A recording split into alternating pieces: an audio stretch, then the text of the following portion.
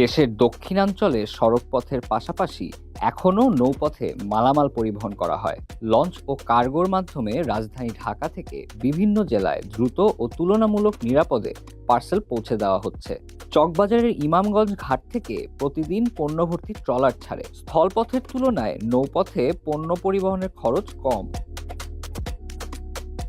এই জলপথের সিস্টেমটা আগের আমল থেকে, প্রাচীন আমল থেকে চালু আছে, কিন্তু ইদানিং নতুন ট্রান্সপোর্ট বেরিয়েছে যেন মানুষ দ্রুত মাল নেগা এই হিসেবে ট্রান্সপোর্ট স্থলপথে, কিন্তু এই জলপথের সিস্টেম এখনও চালু আছে। যারা ওই জলপথে নিয়ে মালের বাঙ্গন না, মানে বাংসুর কম হয়, নষ্ট কম হয়, এই জন্য স্থলপথটা অনেক টিকে আছে।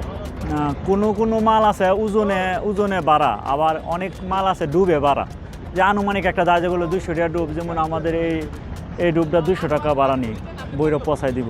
মাঝে মধ্যে রিক্স আছে, যেমন ঘন কুয়াশা থাকলে ডাকাত সুযোগ বুঝে এটা উঠা যায়।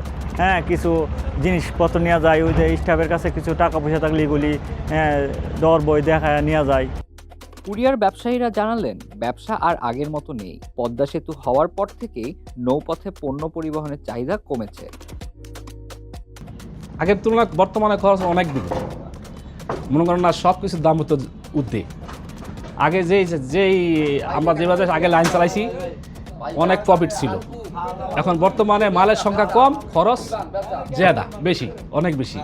এই জন্য এই ব্যবসা বাণিজ্য আস্তে আস্তে আমরা কি করতেছি, গুছাই নিতেছি।